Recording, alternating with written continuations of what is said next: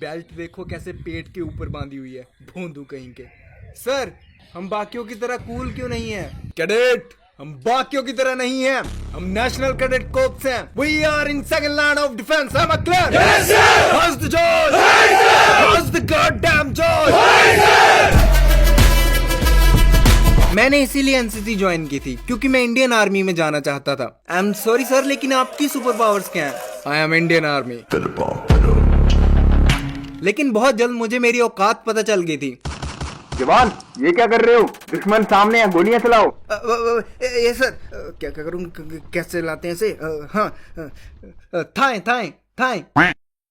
अबे थाए थाए करने आता है यहाँ पे?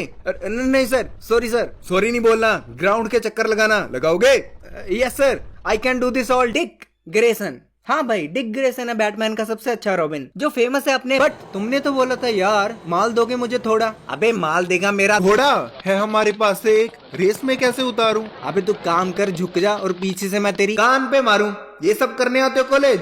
ये कोई मंडी दाना है? मंडी दाने से लाई हो ये? इससे अच्छी तो कबूतर की मिट्टी। मेरे देश की मिट्टी सोना उगले उगले हीरे मोटी होगी है खा खा के। तो तू कौन सा टॉम क्रूज है? शर्ट पहनी है फैंसी सी, आता जाता कुछ है नहीं और करने निकला है एनसीसी। मेरी एकेडमिक लाइफ का बेस्ट एक्सपीरियंस। बैक टू 2014, मैंने बॉलीवुड मूवी से इंस्पायर्ड होकर कॉलेज में बहुत ही ख्वाहिशों के साथ एडमिशन ली। बट 80,000 के शूज है, 80,000 के, तेरा घर जाएगा इसमें। ओह बॉय, बहुत जल्द मुझे रियलिटी का पता चल गया था। पढ़ाई में 0, fashion sense -10, confidence -infinity।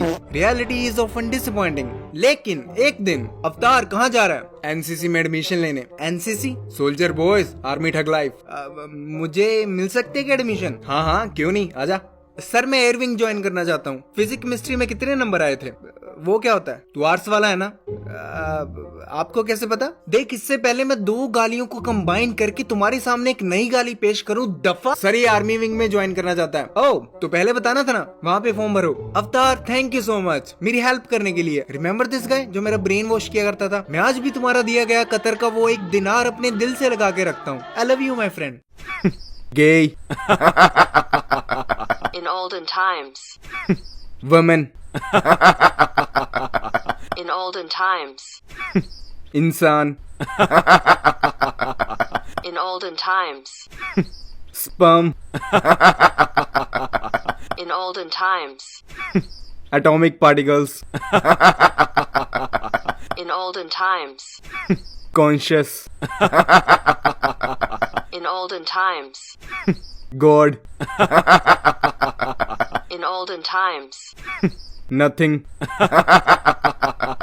So form भरने के कुछ दिन बाद हमारा ग्राउंड टेस्ट हुआ, जिसमें pushup, situp, chinups, rope climbing and running थी। और इन सारे के सारे टेस्ट में मेरी परफॉर्मेंस सबसे बेकार थी, इसलिए उन्होंने मुझे रिजर्व स्क्वाड में डाल दिया। बड़ी कोई रेस नहीं थी, ये टेस्ट था विल पावर का। इसलिए जब हमें लास्ट टास्क मिला ग्राउंड के 5 चक्कर मारने का, बिना रुके बिना क्विट किए, तो वो मैंने कंप्लीट कर दिया। एंड सरप्राइजिंगली ये टेस्ट आधे से ज्यादा लोग कंप्लीट नहीं कर पाए। एंड अल्टीमेटली हार ना मानने की वजह से मेरी एनसीसी में सिलेक्शन हो गई। भाई, अब तो एनसीसी में सिलेक्शन हो गई, अब बस आर्मी में जाना है। आर्मी में जाके क्या करोगे? अपनी बीवी बच्चों को खत लिखेंगे, डियर माला, अपने आप को और बच्चों को मेरी तरफ से पप्पी देना। लेकिन भाई, मेरी तो शादी नहीं हुई, मैं किसे खत लिखूं?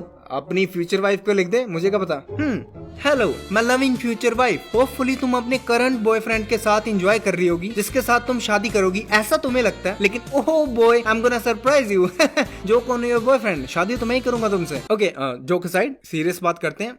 माई लव, मैं तुम्हें जिंदगी भर के लिए ठूस ठूस के राशन खिलाऊंगा, उसके बदले में मुझे भी कुछ चाहिए ना? तो ज्यादा कुछ नहीं, बस जिस भी जनरेशन का लेटेस्ट प्ले स्टेशन चल रहा है वो ले आना। ऑब्वियसली मैं दहेज नहीं मांग रहा हूँ, बस एक छोटा सा गिफ्ट चाहूंगा तुम्हारी तरफ से। बाकी दहेज में तो मैं मारुति मांगूंगा।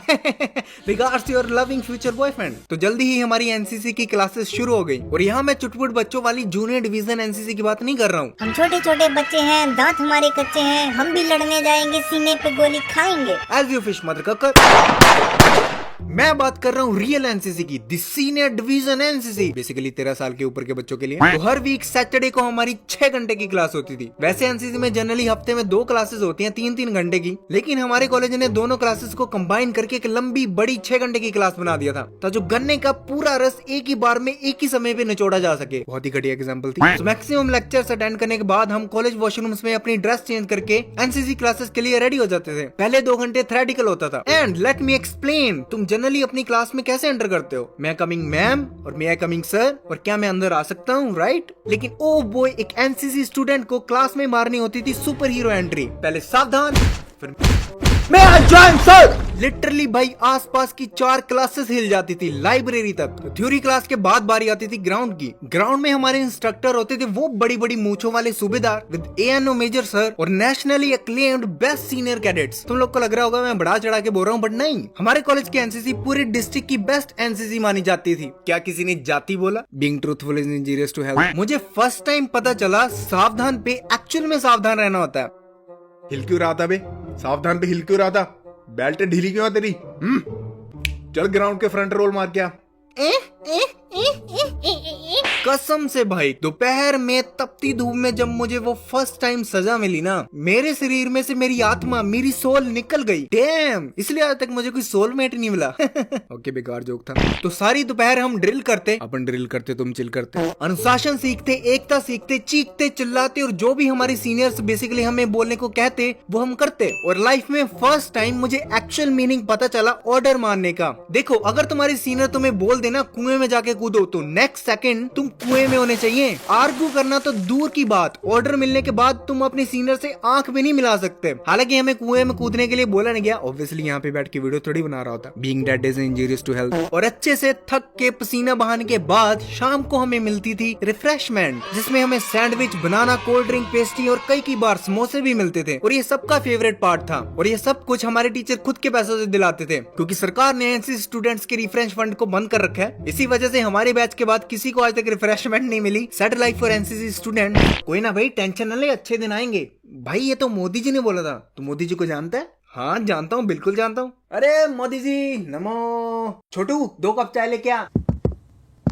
10 रुपए साहब। Being comic is injurious to life and family. तुम में से फायर किस किस ने किया? ना मैं पबजी फ्री फायर की बात नहीं कर रहा हूँ, मैं रियल फायर की बात कर रहा हूँ। राइट गैस, एनसीसी में फायरिंग के लिए भी ले जाया जाता है। तो जब हमें फर्स्ट टाइम फायरिंग रेंज पे ले जाया गया, आई वाज लाइक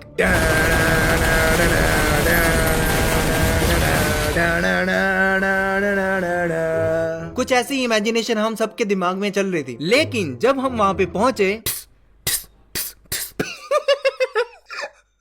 भाई ये तो फुस्की बम से भी बुरा हाल है। फिर भी पोपड़ी वालों, तुम में से कितने हैं जिन्होंने रियल गोलियां चलाई हैं? चाहे वो गोलियों के नाम पे मजाक था, लेकिन फिर भी बोलने के लिए मैंने 15 गोलियां चलाई हैं। वो अलग बात है, निशाने पे सिर्फ एक ही लगी थी, नकारा बंदा हैंड्स प्रूफ। इसके अलावा हमें 26 जनवरी की परेड पे भी ले जाते थे। दिल्ली परेड की बात नहीं कर रहा हूँ, वहाँ पे 6 फुट से ऊंचे लौंडे जाते हैं। मैं कहाँ 2.5 फीट का बच्चा वो दिल्ली परेड के सपने देखता। बाय द वे, वैसे मैं दिल्ली आया हूँ। दिल्ली आए हो? हाँ आया हूँ। कुतुब मीनार देखा? नहीं। आजा भाई, तुझे कुतुब मीनार दिखाता हूँ। अबे हट यार। तो सर्दियों में सुबह 5:30 बजे उठ के हमें 15 दिन परेड प्रैक्टिस के लिए जाना होता था। बारिश आए, आंधी आए, they don't give A F. मैं 10 दिन तक प्रैक्टिस के लिए रोज ग्राउंड जाता रहा, और 11वें दिन बारिश आ गई। मैं नहीं गया, क्योंकि मुझे साइकिल पे 5 किलोमीटर कॉलेज जाना होता था, और तब मेरे पास रेनकोट नहीं था। तो उस दिन मैं नहीं गया, और नेक्स्ट डे से मैं परेड से बाहर था। अगले 3 दिन तक मैं एज ए बैकअप साथ में जाता रहा। एंड फाइनल परेड के 1 दिन पहले एक बंदा परेड करते करते बेहोश होके गिर गया। एंड ओ भाई साहब, उसे जो गालियां पड़ी, जी हाँ, बेहोश होने पे पानी नहीं गालियां मिलती हैं। सो पोपड़ी वालों, गलती से भी हिला के मत जाना। तो उसकी रिप्लेसमेंट के लिए ट्रायल हुए, और अल्टीमेटली मैं फाइनल परेड के लिए सिलेक्ट हो गया। और मेरा यकीन करो गाइस, मैंने खाने में बिल्कुल भी बेहोशी की दवाई नहीं मिलाई थी, पक्का नहीं मिलाई थी, बिलीव मी है। बट भाई ऐसे हजारों लोगों के सामने पेट पे पेंट बांध के भोंदू जैसी फीलिंग नहीं आती। ना ना ना ना ना, गलती से भी पेट पे बेल्ट बांधने को भोंदूपना मत समझना, क्योंकि पेट पे बेल्ट बांधने से नंबर 1 आपकी रीढ़ की हड्डी सीधी रहती है, जिससे आपको बैक पेन की प्रॉब्लम नहीं आती। नंबर 2, आप बार बार अपनी ड्रेस एडजस्ट नहीं करते हो, इससे आपका 100% फोकस आपके काम पे रहता है। नंबर 3, आप कॉन्फिडेंट एंड टफ महसूस करते हो। नंबर 4, बेल्ट के रूप में आपके पास इक्विपमेंट रहता है, जिससे आप किसी भी राह चलती लड़की को अगर कोई छेड़ रहा है तो उसकी वहीं पे पिटाई कर सकते हो, और हो सकता है वो लड़की आपसे इंप्रेस होकर आपसे शादी कर ले। कल को आपके बच्चे होंगे जो रील स्वाइप करेंगे, पढ़ेंगे लिखेंगे नहीं, क्योंकि आप भी वही काम करते हो। तो आप अपनी उसी बेल्ट को निकाल के उन्हें सुधार भी सकते हो। You welcome. एंड इन सब के अलावा मैंने 3 कैंप्स भी अटेंड करे हैं, बहुत मस्ती करी थी, वो बहुत ही गजब स्टोरीज हैं, उन पे एक सेपरेट वीडियो बनती है, आप पार्ट 2 बोल सकते हो, जो मैं थोड़ा रुक के लेके आऊंगा। एनसीसी का इम्पैक्ट मेरी लाइफ में बहुत तगड़ा रहा है। एक इंट्रोवर्ट का होदा एनसीसी में जाके एक लीडर बना जिसने 62 कैडेट्स की कंपनी को लीड करा। बट ये सारी स्टोरीज नेक्स्ट टाइम के लिए। इन दी एंड एक सोल्जर की लाइफ बहुत टफ होती है यार, मैंने बहुत करीब से देखा है, सो रिस्पेक्ट देम। जय जवान जय किसान। Being dead is injurious to health.